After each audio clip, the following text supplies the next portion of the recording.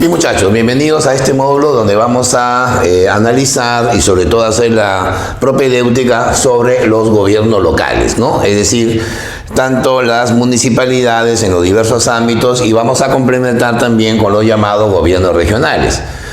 Cuando uno habla de gobiernos locales y gobiernos regionales, está obviamente mencionando el proceso de descentralización no constitucionalmente definido en la Carta Magna, porque la Constitución señala que el Perú es una república democrática, social, independiente, soberana. Hasta ahí no hay problema en el aspecto legal, pero en lo que respecta al gobierno se dice que somos unitario, porque hay un solo Estado, representativo, elegido por la gente, ¿verdad?, por los ciudadanos, pero descentralizado. Ahí justamente viene el origen de nuestro capítulo el día de hoy, que es hablar sobre la descentralización. Cuando uno, por ejemplo, lee la información acerca de la economía peruana, donde el 80% del PBI se genera en Lima, ¿no?, donde el poder público se gobierna desde Lima, obviamente uno puede pensar que lo político, lo administrativo y lo económico está centralizado. Sin embargo, la descentralización es justamente buscar lo diferente, ¿no?, lo objetivamente distinto, ¿no? En ese sentido, vamos a entender qué son los gobiernos locales en primera instancia. Bueno, las municipalidades, que representan a los gobiernos locales, tanto provinciales como distritales, son los órganos del gobierno local, obviamente. Y además la Constitución les da la autonomía económica y administrativa. O sea, tienen libertad para crear sus propios recursos, para crear su propio presupuesto, para planificar su desarrollo económico y también para administrar sus recursos, administrar los servicios que deben brindar y que vamos a mencionar en un instante. Ahora, una pequeña observación. Si nosotros hablamos de clases de municipalidades, esto sería la clasificación moderna, ¿no?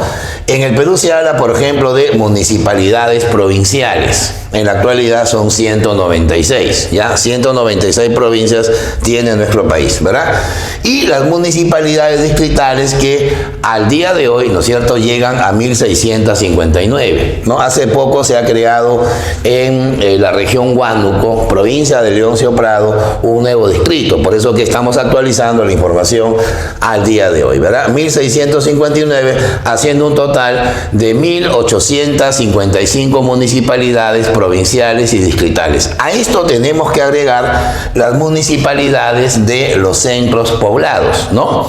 Se refiere básicamente a aquellas municipalidades que por ley se crean a favor de las aldeas, de las comarcas, los caseríos, donde evidentemente no hay una compenetración económica administrativa como la tienen los gobiernos distritales o provinciales. Y también hay municipalidades especiales que se llaman municipalidades fronterizas o municipalidades de frontera, que como su nombre indica, están ubicadas en lugares aledaños a los hitos territoriales que nos dividen de otros países. Recordemos que el Perú limita con 5 países: Ecuador, Colombia, Brasil, Bolivia y Chile. Justamente en las zonas de frontera, ahí se establecen también algunos gobiernos locales, pero eso se crea mediante ley y se crea también mediante los objetivos de la defensa nacional. La defensa nacional a este tipo de municipalidades le llama la base de las fronteras vivas, ¿no? Porque evidentemente la frontera viva es la población que se tiene que adecuar a la idiosincrasia, a la economía, a la cultura, en realidad, de lo que es la peruanidad o la nación peruana. Bueno, ¿cómo está conformado el gobierno local? ¿Cómo está conformada la municipalidad? Decimos así: tiene dos partes, ¿no?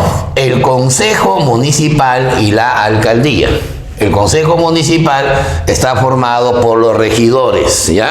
Se llaman regidores a los funcionarios que representan a los diferentes partidos, movimientos o alianzas políticas que han sido también elegidos popularmente.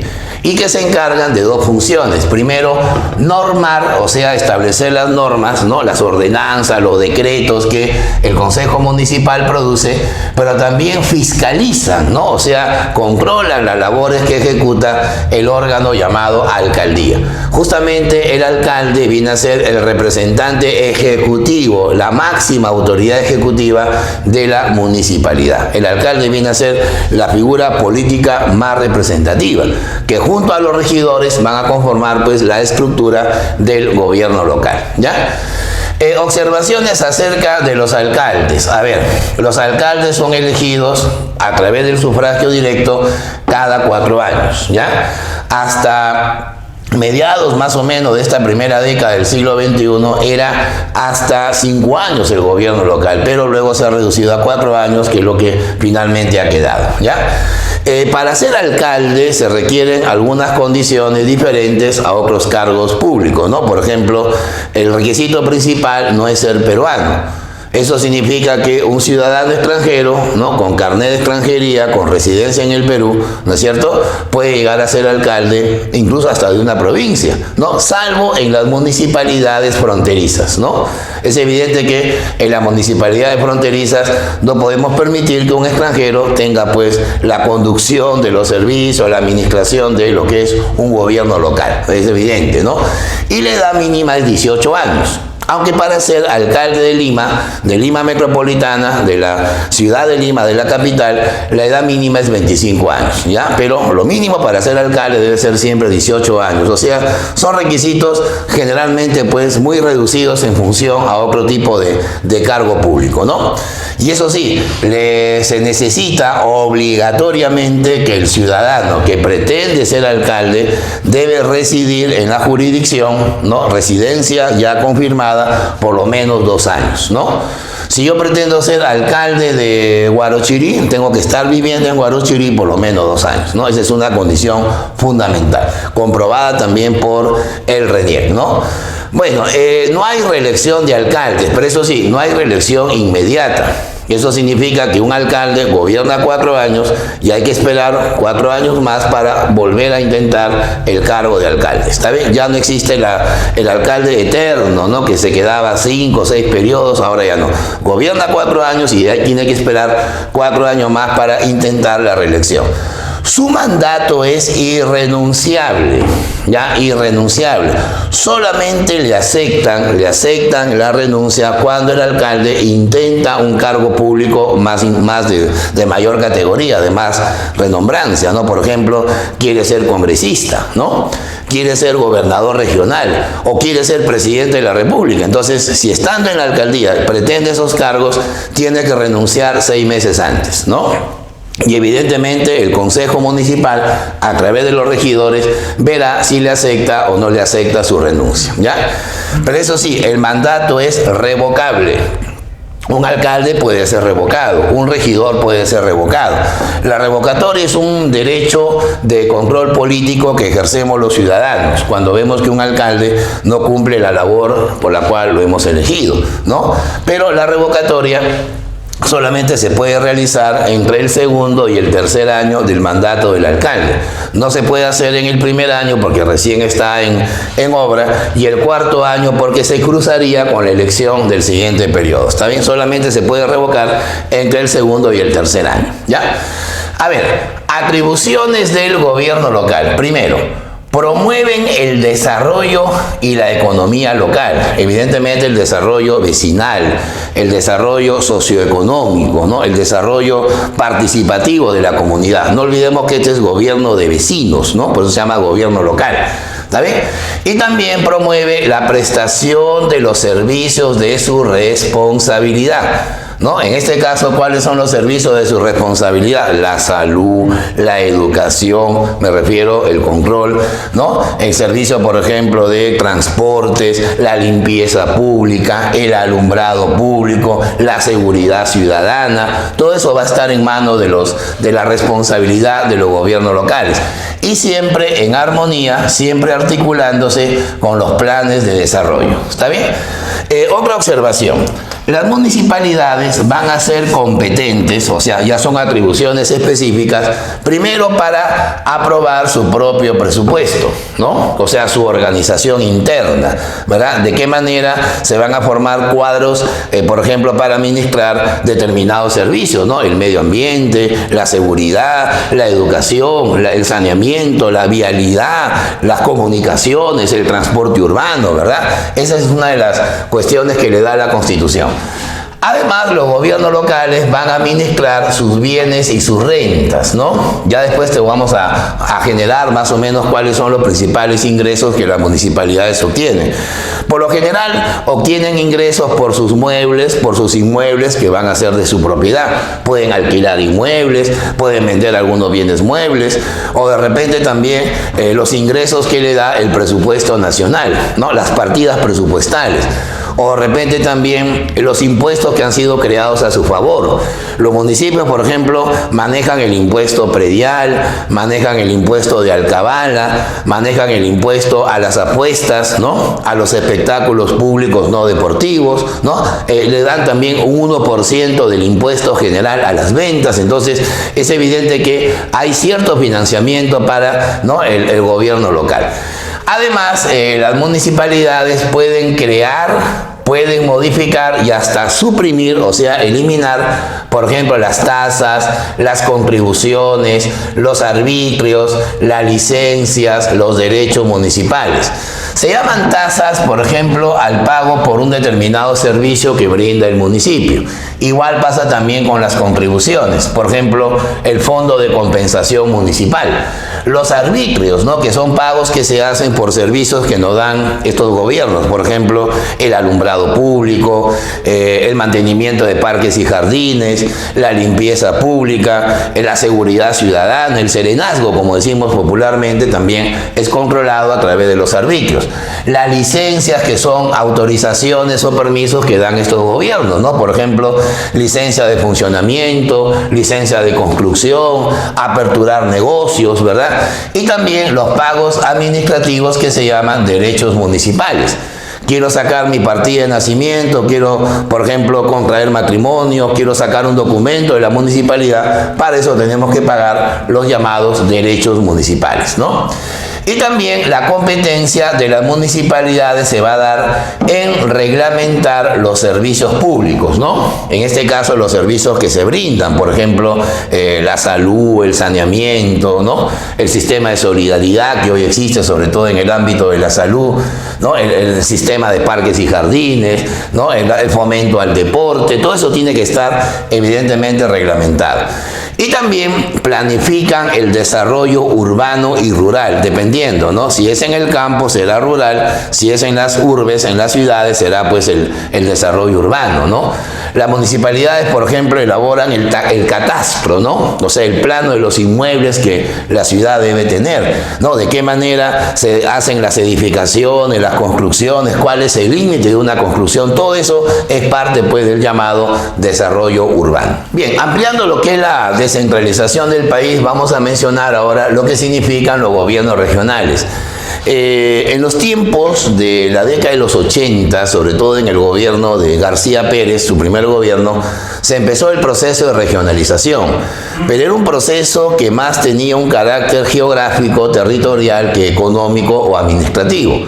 Hoy la regionalización está orientada más a lo administrativo, al manejo de las economías para descentralizar, pues, ¿no? las funciones del Estado. Antes se hablaba de la región costa, la región sierra, la región selva. No, acá estamos hablando principalmente de la regionalización de carácter económico y administrativo. Bueno, los gobiernos regionales en nuestro país tienen autonomía política, económica y administrativa, y están siempre en coordinación con los gobiernos locales. O sea, el dúo municipio y región siempre va a estar relacionado, sobre todo cuando se trata de provincias. Recordemos que las provincias abarcan a los distritos, ¿no? Y el conjunto de provincias van a conformar la región. Por eso siempre tiene que haber la coordinación entre gobierno local y regional. Bueno, Decíamos que estos gobiernos tienen autonomía política, económica y administrativa en los asuntos de su competencia. En un instante vamos a mencionar cuáles son esos asuntos, ¿no?, donde ellos van a tener injerencia. Van a coordinar con las municipalidades, pero sin interferir sus atribuciones, ¿no? Por ejemplo, si la municipalidad se encarga de fiscalizar la higiene en los restaurantes, el gobierno regional coordinará con la municipalidad qué ámbitos de la alimentación se debe fiscalizar, pero no debe interferir en la función municipal. Si, por ejemplo, la municipalidad regula el tránsito urbano, ¿verdad?, o el tráfico de vehículos, ¿no?, y la señalización, el gobierno regional deberá coordinar también, pero no entrometerse o asumir las funciones de lo que es autonomía de cada gobierno local, ¿verdad? Bueno, generalidades acerca de los gobiernos regionales. Primero, el órgano más importante que forma la administración, la autonomía de un gobierno regional es el llamado Consejo Regional, ¿ya? Está el gobernador regional como la cabeza principal y la complementa el Consejo Regional. Este consejo, como su nombre indica, está formado por unos funcionarios que se llaman consejeros, ¿no? ¿Por qué se llaman consejeros? Porque son los que proponen las políticas, proponen las ideas que por mayoría absoluta o simple en cada caso determinado se debe plantear para la ejecución del plan de desarrollo regional. Por lo general, cada región va a tener como mínimo 7 consejeros a un máximo de 25. No pueden ser menos de 7 ni más de 25. Eso dependiendo de la densidad electoral. Por ejemplo, regiones menos pobladas en el país, Madre de Dios y la región Tumbes. Obviamente en cada una de ellas habrá máximo 7 consejeros. Región muy poblada en el Perú, La Libertad. Región muy poblada en el Perú, Arequipa. Ahí, por ejemplo, existen 25 consejeros, porque es evidente que la población es mucho mayor. Ahora, evidentemente, pues, por ejemplo, en Loreto, ¿no?, va a haber una cantidad, creo que es de 14 o de 15, dependiendo, evidentemente, pues, de la densidad electoral. A más población, más consejeros, pero no se puede sobrepasar de 25, ¿ya? De acuerdo, decíamos, a la población electoral. Ahora, el gobernador y el vicegobernador son elegidos por sufragio directo, ya, por un periodo de 4 años, ¿correcto? Y no hay reelección inmediata. Ya, con respecto al proceso electoral regional, hagamos algunas observaciones. Primero, para ser candidato al gobierno regional, debes tener como mínimo 25 años. Ya, a los 25 años ya puedes integrar la lista para gobernador y consejeros regionales. El problema es la elección. ¿Cuántos votos se necesita para elegir a un gobernador regional? Se necesita por lo menos el 30% de la votación válida. O sea, no es como para la presidenta de la República, ¿no?, que exige mucho más, la mitad más 1. Acá solamente con el 30%. Si no se llega al 30%, entonces se va a tener que realizar una segunda vuelta electoral. Una segunda vuelta electoral regional entre los dos candidatos que hayan tenido la mayor votación relativa, ¿ya? Se entiende así porque es una elección más departamental, ¿no? Y que no es lo mismo, pues, que el ámbito de 25 regiones que están, obviamente, pues, cada una con una ideología, con una partidarización distinta, ¿no?, como debería ser, por ejemplo, a nivel regional. Por lo general, a nivel regional gobiernan, no partidos, gobiernan movimientos, gobiernan algunas alianzas que por ahí salen de manera eventual. En el Perú, ahorita de las 25 regiones, habrán solamente 5 que están gobernadas por partidos, ¿no? Sobre todo Acción Popular, que tiene la mayoría de gobiernos regionales. Pero eso sí, la gran cantidad de gobiernos regionales viene de movimientos eventuales que se crean cada 4 años, ¿ya? Bueno, vamos a las competencias. ¿Para qué sirven los gobiernos regionales? A ver, primero, los gobiernos regionales tienen atributos, tienen derecho para aprobar su presupuesto y organización, ¿no?, su propio cuadro de ingresos y gastos. También formulan el plan de desarrollo regional, ¿no? Para ver cuál es el ámbito económico, administrativo, educativo, social en que la región se tiene que desarrollar. Administran también sus propios bienes y rentas, ¿no? A las regiones, ¿qué les cae? Les cae transferencias del gobierno, también pueden financiarse con endeudamiento, pero claro, previamente aprobado por el Consejo Regional. También le corresponde algunas transferencias presupuestales, así como también sus propios recursos, ¿no? Se crea, por ejemplo, el famoso canon, ¿no? El canon es un ingreso que la región obtiene cuando una empresa aprovecha un recurso natural o estratégico. De lo que una empresa gana por usar ese recurso, tiene que dejarle un porcentaje a la región. Eso se llama el canon. Por ejemplo, hay canon minero, hay canon petrolero, hay canon pesquero, hay canon maderero. En el Callao, por ejemplo, está el canon aduanero. Entonces, esos tipos de ingresos sirven como el soporte financiero para una región, ¿no? Otra atribución o competencia es que otorgan licencias y derechos en algunos servicios, ¿no?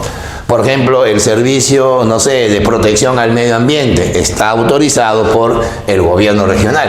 Así como también, mira, esta es su función más importante, regulan actividades y también servicios en materia de agricultura, fomentan el desarrollo campesino, en materia de pesca, ¿no? Los enclaves pesqueros, en el desarrollo industrial, lo que cada región hoy tiene que exportar, la agroindustria, ¿no? En materia de comercio, en materia de turismo, ¿no? Imagínate, la región Cusco es la región más visitada por los turistas en el Perú. También ellos promueven el desarrollo de esa actividad.